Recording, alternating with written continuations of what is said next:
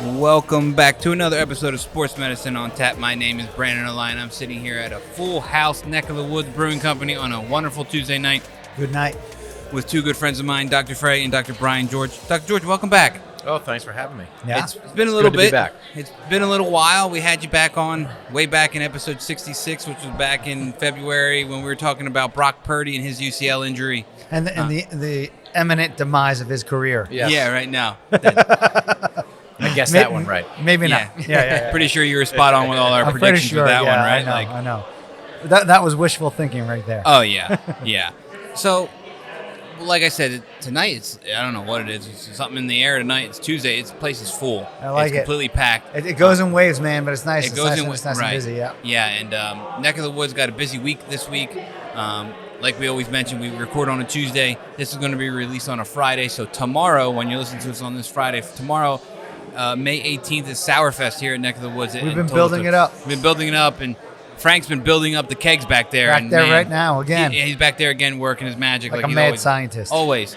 So if you're hearing this and you're in the local South Jersey area, you want some good beers, you want to have a good time, the weather looks like it's going to hold out for Saturday, nice. 12 to 8 p.m. here at Total Turf in the back of the building. Right. You'll see the whole parking lot will be kind of sectioned off for the Sourfest, and it should be a really good time. Hoping we're going to be here. Maybe try to record an episode while we're there. We might get a show in. Yeah.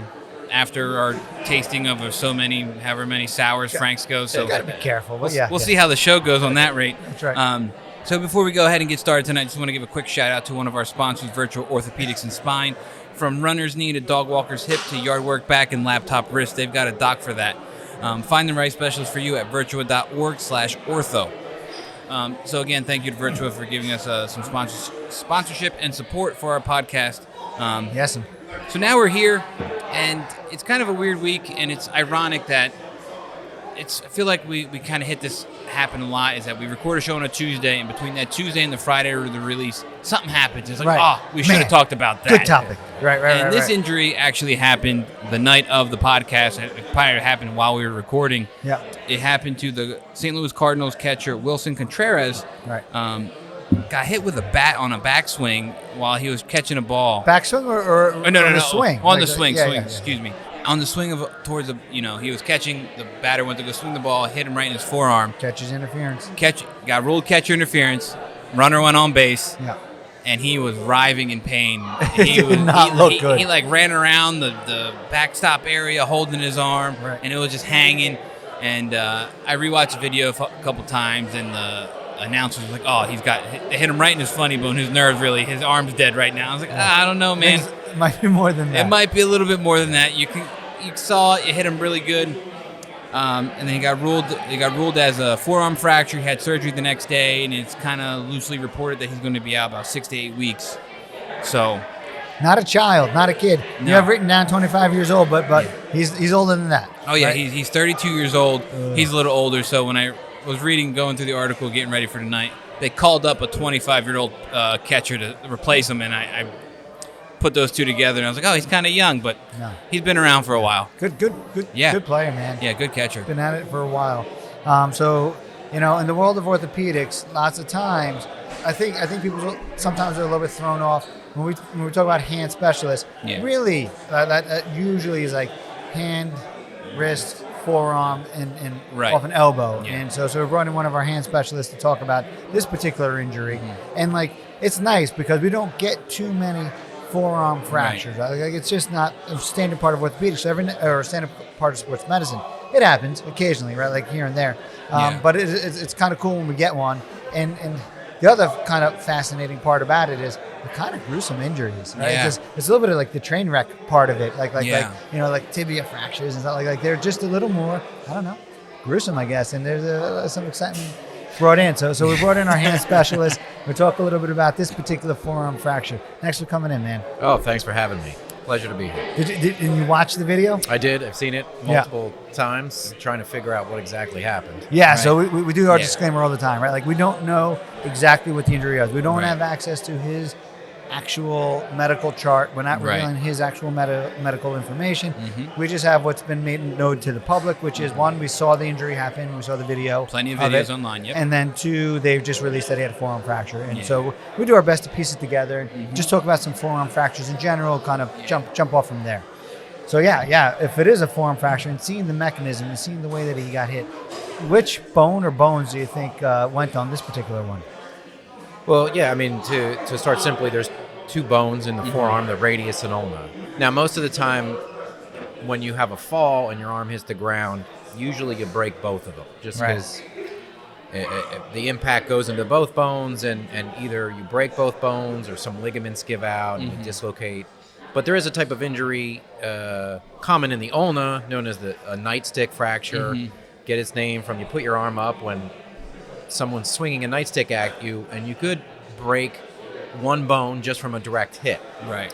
And so, yeah, based on where he was hit, it was kind of on the top, maybe on the thumb side, the radial side, so he could have had an isolated radial fracture. Right. In adults, forearm fractures, especially displaced at all, pretty much mandate surgery, especially in an athlete. Right. Right. So is there a scenario where let's say it is a radius fracture where where an adult, not a kid, but an adult is not getting surgery, or pretty much every single time? If it's a not distal radius, but like radial shaft fracture. Well, certainly if it's displaced, meaning the bones aren't aligned, Right. that is a fracture of necessity, as we would call it, meaning Right. you need to get surgery. Every single time. Yeah. If it's completely non-displaced, a little hairline fracture, you could give it a try. Right. However, when you're talking about immobilizing or protecting, casting forearm fractures, you have to do a long arm immobilization, long arm cast, go above the elbow, because every time your wrist rotates, you're stressing that bone. So you have to immobilize the elbow as well, which Very rough. it's rough for adults. The elbow suffers, the elbow gets stiff, and Right. it's a longer recovery. Yeah. So Right. especially with athletes, the recovery is much quicker if you just fix it, let them move, let the bone heal, and it quicker return to play, which in athletes, means a great deal. Yeah, that timing is like the biggest part, right? You want to get him back as soon as possible. Yeah. And I think after the game, or shortly thereafter, he was in a press conference and said he'd be at about 6 to 8 weeks. Okay. So he's got a little bit of time to get everything kind of squared away and fixed. Right. I mean, I'm pretty sure they did surgery the next day, so the time's on. So he's about a 1 week in now, so he's about 5 to 7 weeks to go. Right. If it, and again, we're guessing this is a isolated radius fracture. If it were both bones, if it were radius and ulnar, do you think that would impact that timeline at all? Honestly, not really, unless one bone took longer to heal than the other. Just like bad luck, right? Like Yeah, it's unfortunate, right? Right. But as long as both bones were operated on and they healed in the same time frame, 6 to 8 weeks, and as long as they're healed, and he's good to go. Right. Right, and I think again, we don't know really what it was, but it's kind of safe to assume that it's probably just 1 versus 2, because there wasn't like that gross of a deformity on the video, right? Total floppy. Yeah. But it does look like it's kind of like the slow-mo looks a little wavy, but then he just kind of held it straight down the whole time, so like you didn't like have it picked up and you saw like that silver fork deformity or anything like that. Right. So Right. again, we're all speculating here at this rate, but it'd be interesting to see if both of them did get fractured in the incident there. And my feeling was watching it, same exact thing. It seemed like it came in. He has his catcher glove, and it's his catching hand, right? He has his hand up, and the bat hits him kind of like right here, and then so mid forearm over on kind of on the thumb side, and it goes like right on down, knocks the glove right off his hand, and you see it like wow, and so. I mean, I guess it could have it's that much force that it could have gone through both, but my gut is that the radius was the bone that bore the brunt of that hit and was the one that broke. Now, but in all honesty, it's not that far away. Where if his wrist is twisted just a little bit, if he's kind of got his forearm pronated just a little bit, it could have come down, and it could have came on, hit him in the ulnar. Right. If you're going to break one of those two, if you're going to have an isolated radius or an isolated ulnar, which is is there a difference between those two? Is one a little bit worse to have? Is one a little less bad to have? Less bad. Yep. I don't know. Not as great. I guess I guess it depends on where. I mean, the ulna is a little bit more straightforward because it's a straight bone, pretty much. That's fair. You fix it straight or it heals straight and you're good. The radius has a bow to it in the mid, which allows it when you rotate to clear the other bone. The ulna, when you rotate your forearm, the ulna stays still and the radius kind of arcs around the ulna. So if it heals poorly and the arc is not the same, you could limit your rotation.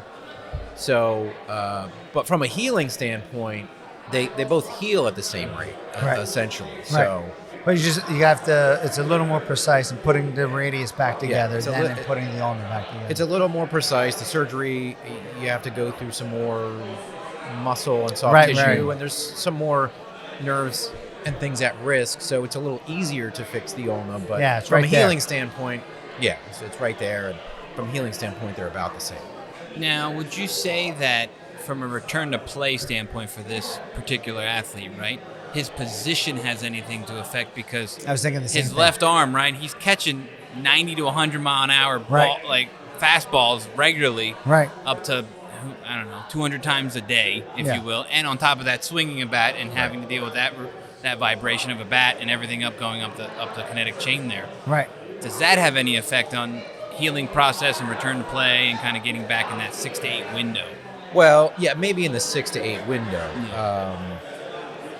But once it's proven to be healed, the bone, especially with the plate in there, is as strong as ever. I mean, they might have him back up off the plate a little bit, so he's not getting hit. We're going to talk about this in just a couple of minutes, by the way. That's a good segue to what we want to talk about.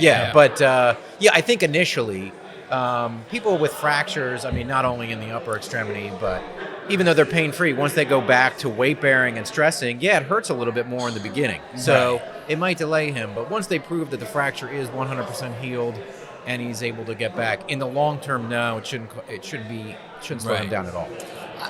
I think about it, and you see a fair amount of healing by, oftentimes you get to 6 weeks, certainly 8 weeks. If it's going well, sometimes you have issues and it's just the healing doesn't progress that quickly, right? But assuming the healing does, I still feel like that kind of impact at 6 weeks or 8 weeks, and I could be wrong. Like that, it might push him to that 8 week. I feel like that's gonna be a whole lot. Like it just push it. Like he might be in the essence of he's probably cleared and back in the clubhouse taking practice and everything at the 6 week and doing mark. Some stuff and he's got to have a gradual build up those next couple of weeks to just get used to it all the time. Because another thing I think it is with baseball, they are animals of repetition and so specific. It's like so much repetition. Exactly. They got to get 1,000 swings in before a game. They got to, and I assume as a starting catcher, you're not catching bullpens all the time, and you're just catching in the games. But still, it's got to, you got to take all the catches in the game, all the warm up pitches, and everything else. Yeah, it's just a lot of stress on that bone, and that repetitive thunk, thunk, thunk, like over and over again. Like I got to imagine there's gonna be some very short, first bullpen session, maybe short minor league start. Like I don't know. I feel like even 8 weeks, it could be, is a little bit optimistic. I mean, I always tell my patients, bone healing is an inflammatory process. So the surrounding soft tissues stay a little bit irritable, a little bit inflamed, a little swollen. Right.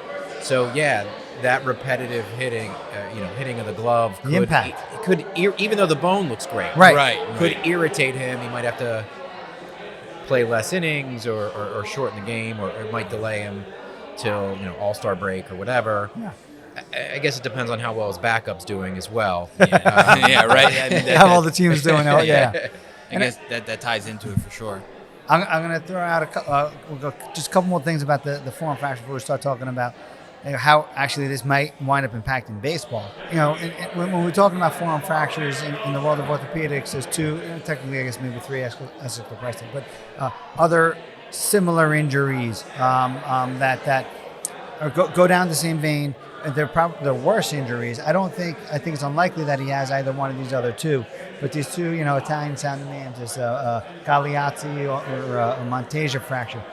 What are we talking about with those particular injuries? If somebody has, how is that different from just forearm fracture, Sure. a radius, ulnar, or both bones? Yeah, so as I kind of described earlier, your forearm's made of 2 bones. They're connected down at the wrist by some ligaments in what we call your distal radial ulnar joint, and then there's one proximal or up near your elbow.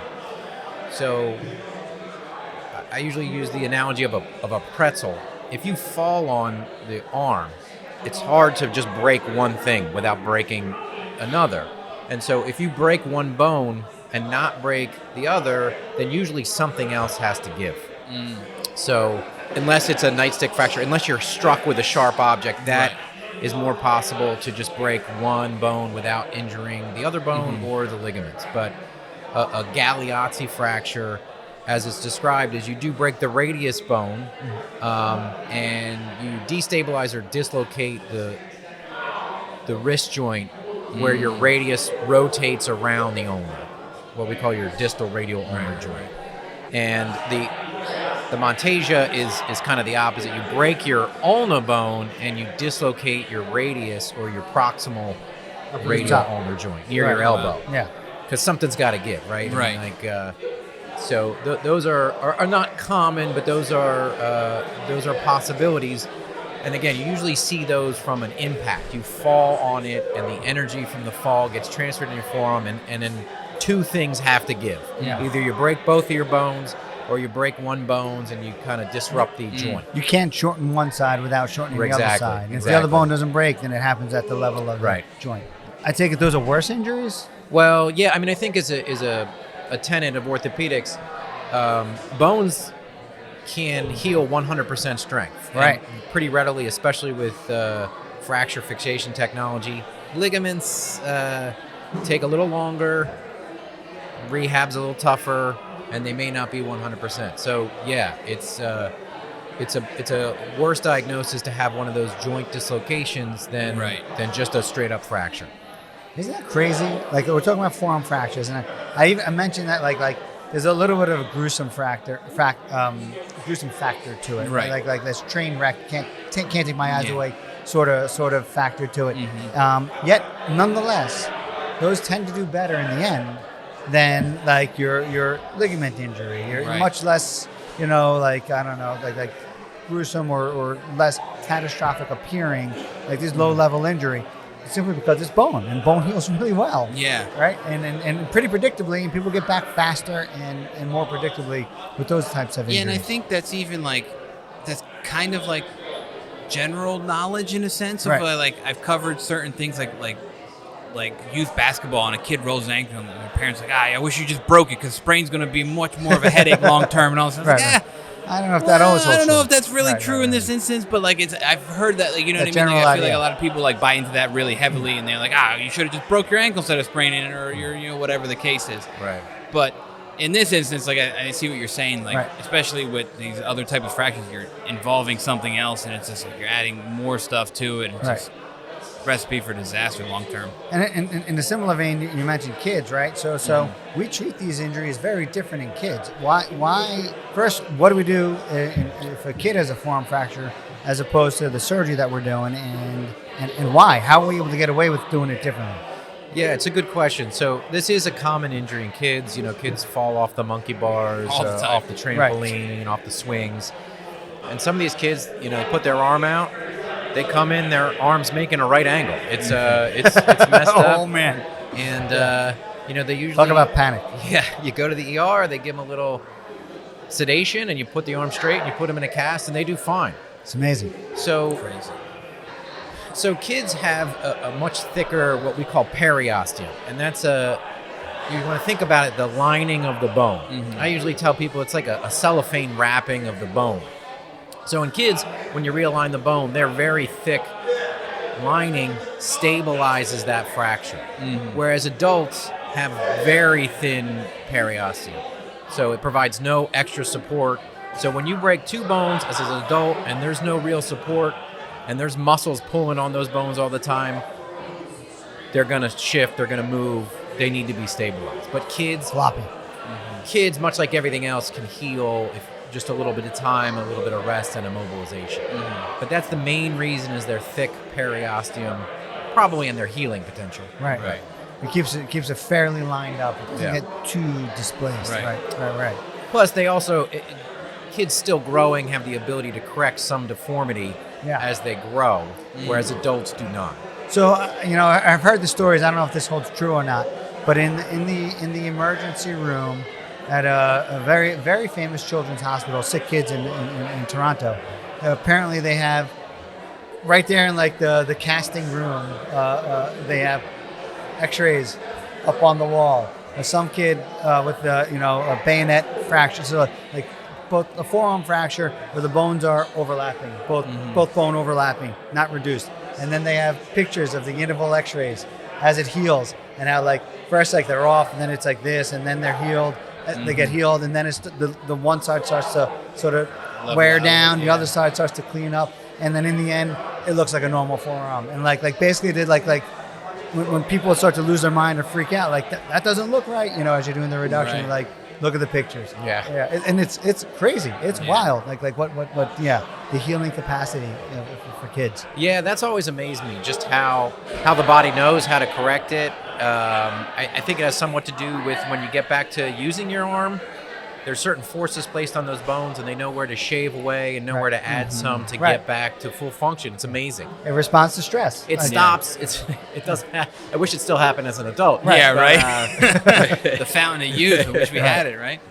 Yeah, but it only happens in kids. Right. Which is why kids probably almost never get surgery for these. Yeah. When they do, they're different types of surgeries Yeah. than they do in adults.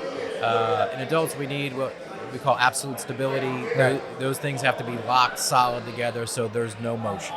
I'm going to go slightly off topic here, but it's not often in the world of sports medicine that we get to talk about this a little bit. But can we talk a little bit about an entity called compartment syndrome, and what that sort of is, and what that could potentially mean? Is that a concern for this particular fracture?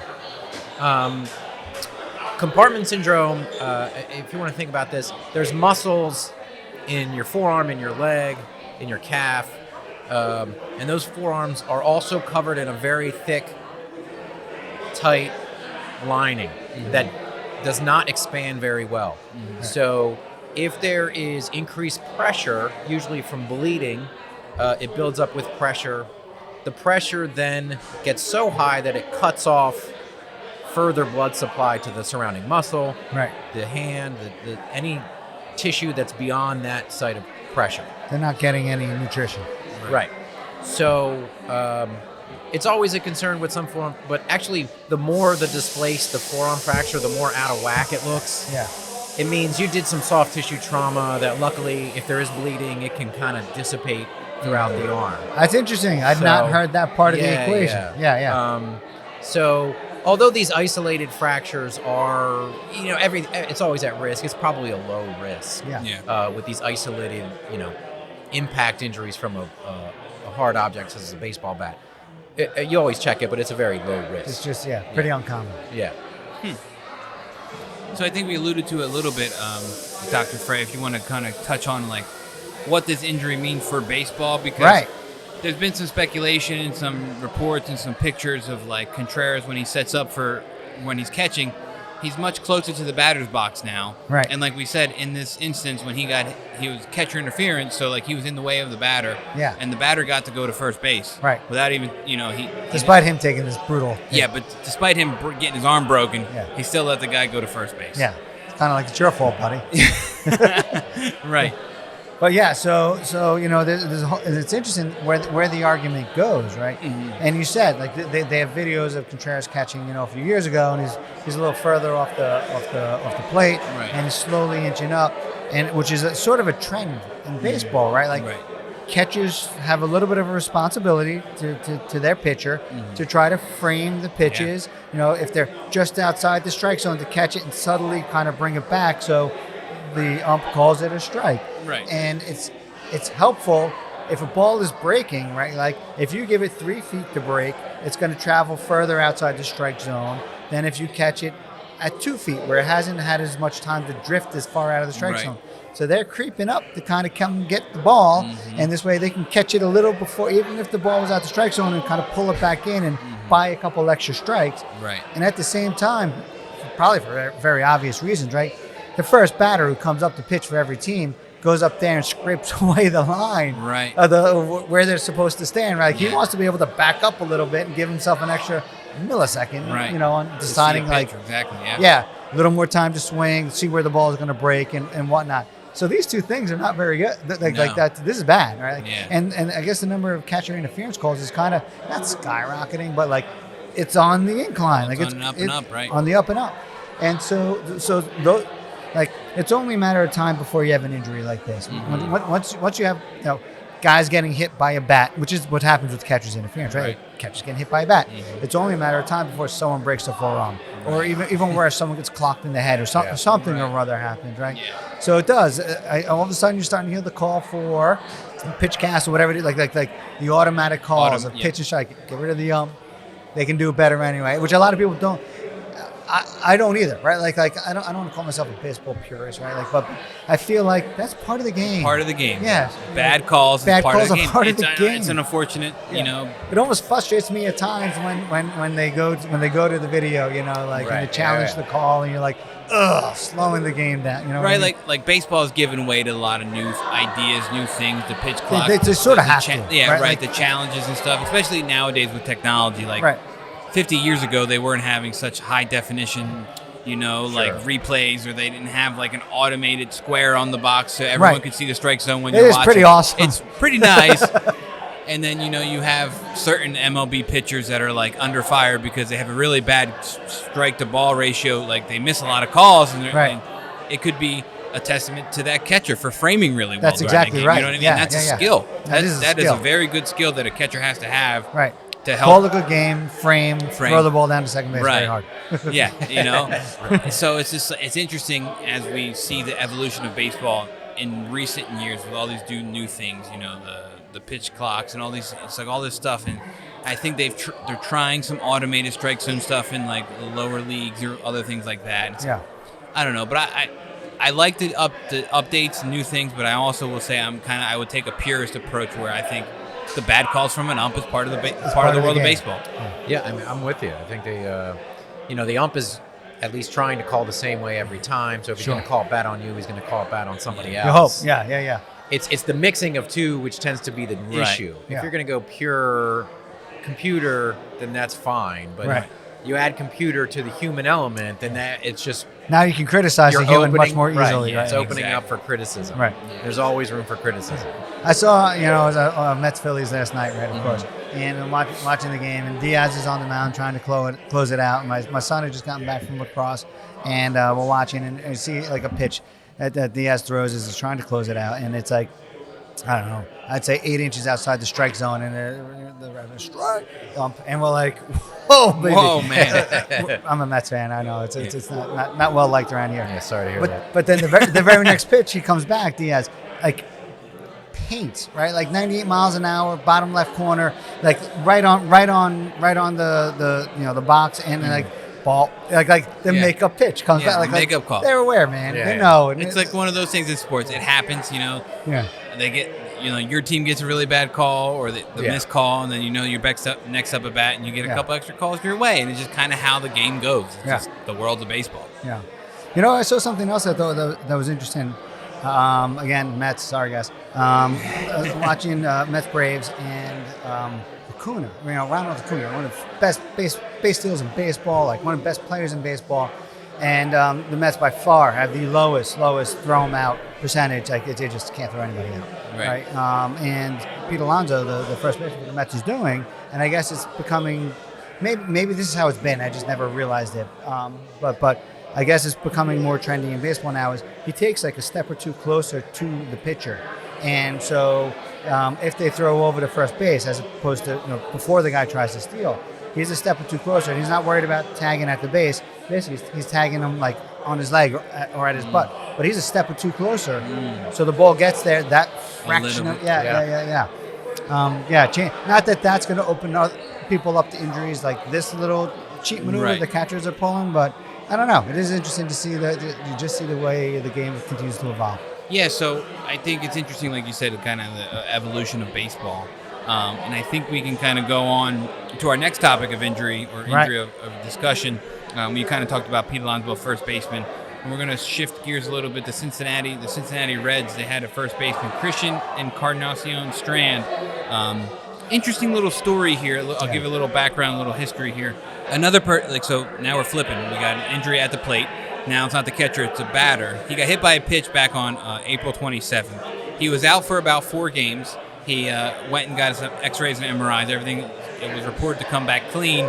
He went back for 4 games. He played 4 games. Didn't do so great at the plate. He went 2 for 14, which is, it could be neither here nor there if it was, causation or whatnot. And then after the game on the 7th, he went back on the IL on the 8th. Right. And I just copy and pasted this little snippet from the MLB.com article that said that on an initial X-ray and follow-up MRI exam taken a couple days later in San Diego revealed only there had been an old healed fracture in his hand and not a new one from being hit by the pitch. Following Tuesday's game, which I believe was on the 7th, his 4th game back from being hit by the pitch, he got a new X-ray revealed that there was indeed a fracture on the inside of his hand by his wrist. And then he got put back on the DL with a fractured bone in his wrist now. How did it get missed on the MRI? Right.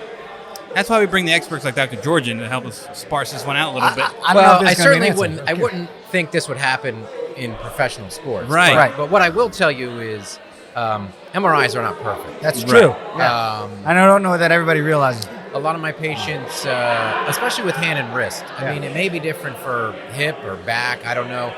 But if you want to get, let's say, an open MRI or a large, it is not the same. The definition of these very small, in the hand and wrist, there's ligaments that are 1 or 2 millimeters long. Right. To find a tear in one of those small ligaments with a very large span open MRI, it's just not worth it. So there are differences in the quality of MRI. And then there's also patient factors like motion. I mean, I just saw a patient today for an elbow injury, had an MRI, but he was moving. It's really hard to see. And then it's a lot of guesswork. I don't know. It could be this. It could be that. I see a little bit of something here, but I don't know if that's just him moving or something else. So MRIs are not perfect, despite everyone's belief that you can just get an MRI and that tells the doctors everything they need to know. Tells the whole story, that MRI. Yeah. Sometimes I think people think that heals them. Right. I got the MRI. I feel better now.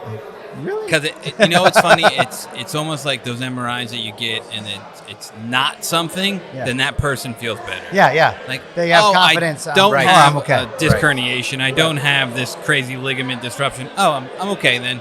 And then it kind of like this psychological aspect kind of plays in the toll a little bit. For certain. Based on the very limited information that we have, what do you think it was? Like the fracture that they found, that they did eventually find? What bone? Well, yeah, I mean, it's a good question. Looking at the video, Right. Basically at the base of your palm on the pinky side. I mean, you have two bones that could be injured. Baseball is notorious for injuring what we call your hamate, the hook of the hamate. The hamate bone is a crucial wrist bone, but there's a hook that protrudes out into your palm. Its function, it acts as a point of attachment to your carpal tunnel ligament, if anyone cared.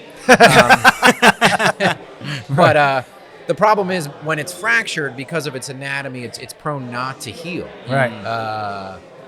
So a lot of people can walk around this and have, I've had several people that have no pain with this, other than when they put pressure directly over that one spot.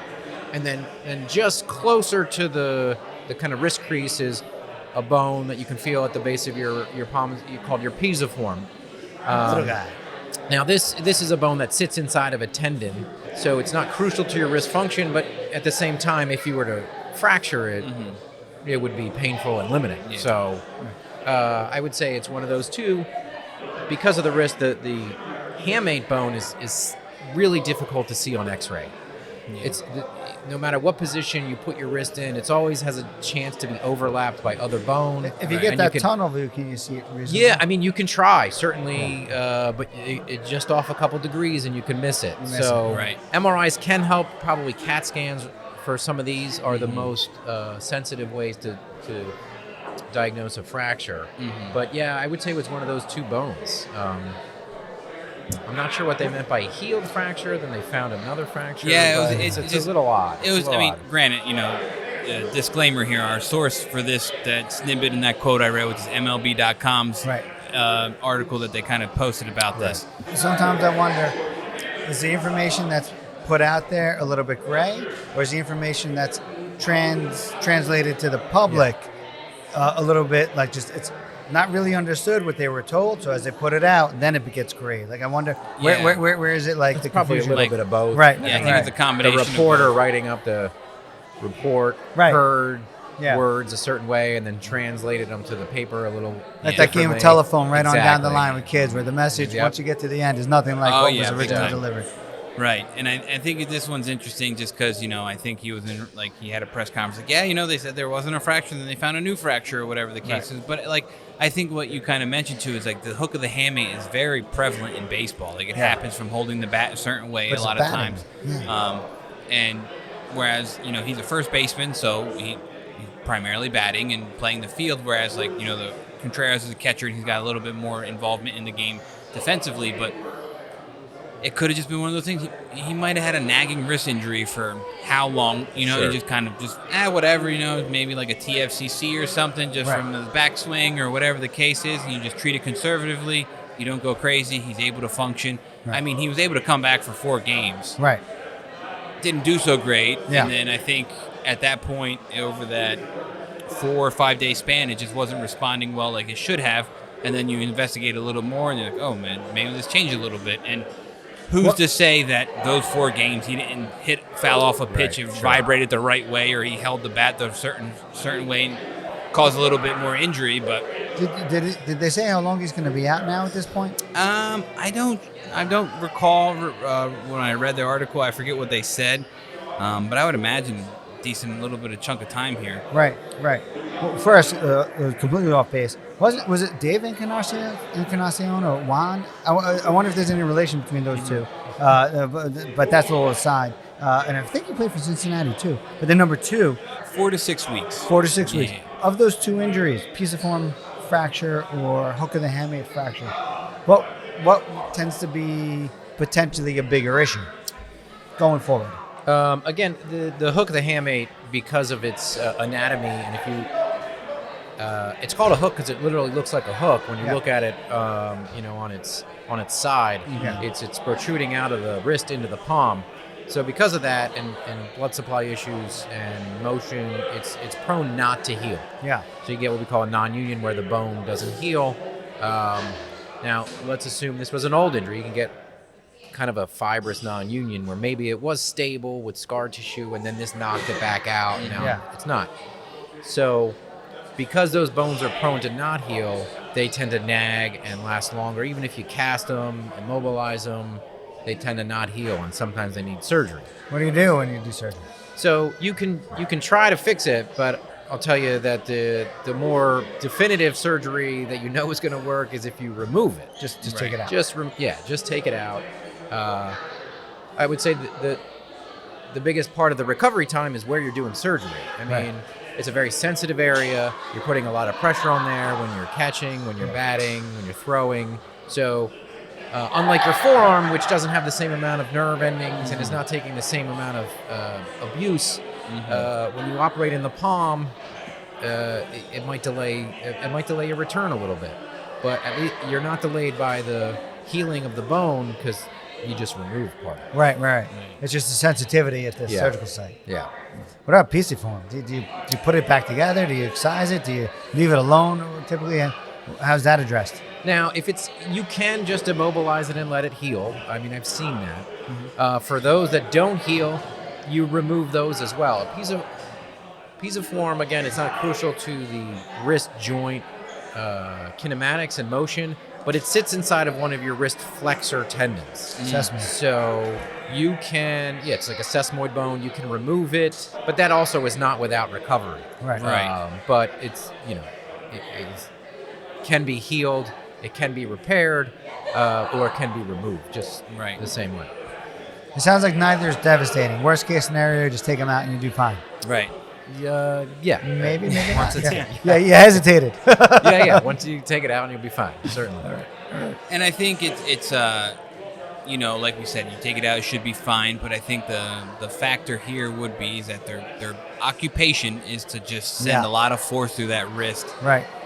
Whether it be, batting, swinging, throwing, whatever the case is. So it's interesting, but for the lay person, it might be a little easier just to excise the bone. And it's like, all right, cool. It's like from a bad fall or something like that, then it's a little different. Yeah. But these guys, it'd be interesting. And I think hook of the hamate, like we said, for baseball, so common. It's just like, remove it, you take your time off, and then you got to get used to swinging again. Kind of like we talked about with Mike Trout way back when. Yeah. So it's interesting to see how this will shake out. And again, we don't really know too much about it. We don't know which bone was old fracture than the new fracture or whatever the case is. We get this in sort of in my world a little more, slap tears, and lots of times I'm telling like the average everyday person, listen, if you don't throw a ball 90 miles an hour for a living, like you probably live with this. It's not, not the worst thing in the world. Yeah. Like, you work around it a little bit, but you can live with it. And sometimes that's a great answer, and sometimes that's not. Right? Like they want more. Right. So, yeah, and I think it's a good opportunity. While you said that, like different things that you guys treat as a whole under the umbrella of Virtua. Virtua does kind of have everything covered, whether it be from runner's knee, dog walker's hip. They got a doc for that. They got yard work back, laptop wrist. They have a doc for that too. Yeah. Virtua Orthopedics, Virtua Orthopedics and Spine, one of our sponsors, has over 120 providers, over 20 PT and rehab facilities, and more than 25 surgical centers all across South Jersey. So find the right specialist for you at virtua.com, virtua.org/ortho. So if you are a layperson or general public here, and you do take a fall, and you kind of have these things, you might have something relatable to a Major League Baseball player, and Virtua has the doc for that, and they can get you on the right path. So I think we can kind of get things wrapped up here a little bit and look into the future a little bit here. With it's a springtime, we're in the heat of baseball season. NBA playoffs are kind of underway. Sure. But while I was looking up, you said Dr. George was coming on tonight, so I was like, I'm going to scour the internet for anything hand, wrist, and elbow. Yeah. And then we had him on last time to talk about Brock Purdy and a quarterback in the NFL, and then I'm just going to end tonight with a little bit of talk about Joe Burrow, the NFL quarterback for the Cincinnati Bengals. He left last year. I don't think we talked about his injury on our podcast. I think it was one of those slow weeks where we just couldn't come in, or whatever the case was. Or maybe there was other injuries that at the same time or whatnot. But you're right. It's a different one, which is always cool, which is always good. And I think his was interesting too because it was on national television. He got injured during a Thursday night football game against the Ravens way back in November. Right. He got injured. I think he fell. And he was nursing a wrist injury going into the game, and he tried to throw, and then in the middle of it, he got hurt again, and he could not grip a ball. He couldn't. He tried to put a little bit of throw, and he just saw him raving in pain on the sideline. So I looked up a little bit, and he was reported to have surgery. So he had a scapholunate ligament surgery. And then as of today, based off the articles I read, he's not cleared for contact. He's cleared for just about everything else. And reporters are saying he's looking pretty good at OTAs and stuff. Zip on the ball. And the receivers are saying he's still got his speed, and he's still putting some pepper on that ball, and it's not really moving much. However, he denied. Darn it. Yeah, he denied to mention or answer the question if it hurt while he threw. Okay. He kind of just scoffed that one off and didn't really answer it. So it was kind of interesting because you don't really see the details. Little of more it. unusual. You don't really get to know, like you said, the ligaments in the hand and wrist are so small and so minute that, like, in our world of how we do this show, we don't get those details. And then, again, it was a few months ago, so now I guess the details out of the bag, and the scapholunate surgery, so we can kind of talk about that a little bit. You could really get in the weeds talking about that, I know, but let's what is the scapholunate ligament? So if you've ever seen an X-ray of your wrist or a skeleton where and by the way, I mean the skeletons you buy at Halloween are pretty much anatomical. Anatomical, correct, right? My kids set them up for tea parties, and I look at their wrists, and they pretty much have all. Yeah, they do.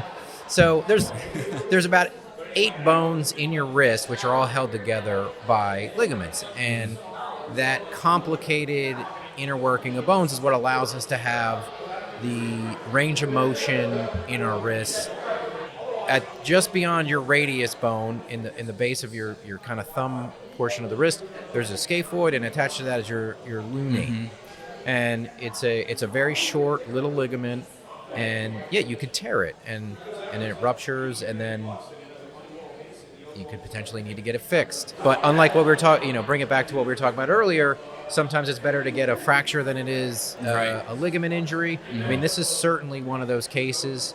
There's a significant amount of stress on this ligament. It is surrounded by joint fluid. The bones kind of separate. So if you tear this, it will pretty much never heal on its own. And sometimes you see that in your average lay person that fell and sprained, quote unquote, their wrist, and it hurt for a while, then it got better, and then they come back 5 years later when it hurts again because they're developing some arthritis. Yeah. Right. So in someone like Joe Burrow, unfortunately, you need to fix it. Right. I think his uniqueness is that it's in his throwing hand, so it's very important. And I thought it was interesting, too, when I read the article, he was quoted saying, it was hard to find someone else in his world of quarterbacks and throwers that had this injury that he could relate to. Yeah. He said that when he kind of talked to a lot of people in the NFL, it was all like linemen and people who really just jam their hands and wrists into people, other 300-pound men all the time. Like, it's a little different, and I think it's a little odd for a thrower, especially a quarterback, Yeah. And I thought that was like the interesting tidbit of this injury. I was like, oh, we got to talk about this tonight. And I could be way off base on this, but I feel like it's usually a slightly older person. But maybe, I don't know if there's any truth to that at all. As far as the acute tears, I think it's all just the mechanism of the injury. Whether you get a distal radius fracture or a scaphoid fracture or a scapholunate ligament, I mean, there's still a lot we don't know, but it's exactly how your wrist hit the ground, how far back it goes, what position you're in when you fall. So, I mean, of course, as you get older, things weaken up, but no, it's just a fluke. Circumstance that put him into this position. How do they fix it? I mean, there's many options. Again, this ligament is very short. It's a couple millimeters long. Yeah. So you could try to fix it primarily. By that I mean you put the bones back together and you can suture the ligament down to the bone that it tore off of. Okay. Usually use some type of suture anchors or something inside the bone to anchor the suture to tie it down. Sounds like a piece of cake. And then wait for it to heal. Sometimes you can put pins in the bone so they can't shift to take the pressure off the repair. Right. And then and then there's various types of reconstructions where the ligament just needs a little extra help because there's too much stress on it to hold it together. Yeah. And then you could take tendons from other parts of the body and weave it into different tunnels and holes, and there's many different surgeries. And if there's anything true about orthopedics, the more number of surgeries there are for any type of procedure, it means none of them are that great. Right. Otherwise, everybody would do the same one. Right. So you break your wrist, going back to our first topic, you break your arm, there's pretty much one way to fix that. Right. There's not 18 different surgeries because the one way works great. Right. Yeah. So when you tear this ligament, there's a number of ways to augment or help out the repair with extra tissue to try to strengthen this ligament in the future. What are your thoughts on, this is a very prominent and a very good quarterback on a very prominent and a very good, potentially very good team, and he's still fairly young. Is this is this injury getting enough attention in terms of what this might impact, how this may impact him going forward? Yeah, certainly it's concerning. Right. Now, I don't want to repeat my Brock Purdy statements about his ulnar collateral ligament say he may never return. But he was great. But I mean, his youth is on his side. We got that. Right. So he certainly has the healing potential. He's got the best care, the best therapy that money can buy. They can probably get an MRI a week just to follow this along, where the average layperson doesn't have access to these things. Right. But it's concerning. A lot of times what we have in our office is an X-ray machine, and when we fix these and you try to X-ray it always doesn't look like it did before the injury. Right. It's like a little a PCL wider. repair. So, like, it's never perfect. Yeah. So, but a lot of times patients do great. But again, patients aren't a starting quarterback for an NFL team. Right. So I think it is a concern. But they're certainly taking their time. I mean, it's been 6 months. He's still not full contact. Right. I mean, I tell my average patient, I mean, it's a minimum probably 6 month recovery until the swelling is down, the motion is back, you're feeling good again. But it could be a year. Again, he might go a little quicker, but it's still, you got to take it with a little apprehension and concern. Sort of a weird question on this, but in getting there, and again, this is hand tends to be my weak point in the world of orthopedics. But are you going dorsal for that, or is that something you're going to have? So I mean, normally you go dorsal, or you go right on the back of the wrist to get to it. There's been some newer, a very old technique where you take a tendon from the palmar side and weave it through, and a variation of that has a newer reemerged. Reemergence. Again, yeah. It's got the 360. Yeah. The front back. Right. You take a tendon, you weave it through some tunnels, and you recreate the ligament as best you can. Right. I mean, it's hard to describe verbally what the shape of this ligament is, but it's not a clear little, like just one little piece. Right. It wraps around the joint in all directions, or at least in 270 degrees. So they try to recreate it, and the data on that early on is good, but again, it's a long recovery. Right. It's a long recovery, and I think it's also like the layperson doesn't have their primary job is to throw a football. Right. Various land on their wrist when they fall. And then, over if like the Cincinnati Bengals aren't taking a lot of stock and putting all that investment in their offensive line to keep him upright, right. If he takes an awkward fall, and it could even be, he could take a fall and not even typically like re-injure it. He could just be hypersensitive in that area, and it could throw him off a little bit. Then the next throw is a little off, and then hits a guy in a helmet. Unlike your lineman, who could go back with a wrist brace on and not, wrist brace or club it if or they club it, really had to. You You know cast, what I mean? Like, and that won't affect their game too much. I mean, I don't know that he can go back with anything other than some tape around his wrist. Yeah, right. Or he just won't have the same zip, the same zip, the because same you gotta have aim, the follow through. Yeah. There's a lot of components of just the throwing motion that he has to have still without like restricting him too much, and he's got to feel comfortable doing it. And apparently he's currently doing well. Yeah. But again, he's not getting tackled every other. I got to tell you, it wasn't on my radar as like one of these injuries to really like to follow and watch, but it is now all of a sudden, right? Everything you're saying is making sense. Way too early fantasy football talk. Just something to keep on the radar. You know what I mean? That's Burrow's on your draft board. I don't know. Yeah, man, a couple clicks down. That longevity's a question. It's something to watch, definitely. For sure. All right, gentlemen. I think we put almost a whole hour into it. I think we did good. I love it, man. Like we always do. Yeah. So before we go ahead and close out our tab, just another quick shout out to our sponsors. Virtual Orthopedics and Spine, like we mentioned earlier. Neck of the Woods Brewing Company, serving us up the coldest beer. And again, folks, tomorrow, if you're listening to this show when it comes out on Friday, May 18th, 2024, here at Neck of the Woods Brewing Company for Sourfest, 12 to 8 p.m. at Total Turf in Pittman, New Jersey. And lastly, Timber Rail Production helping us put all this multimedia together to give it out to you folks. We appreciate the support, and we'll see you next time. Come enjoy one of Frank's nice brews. Oh, yeah. Sour.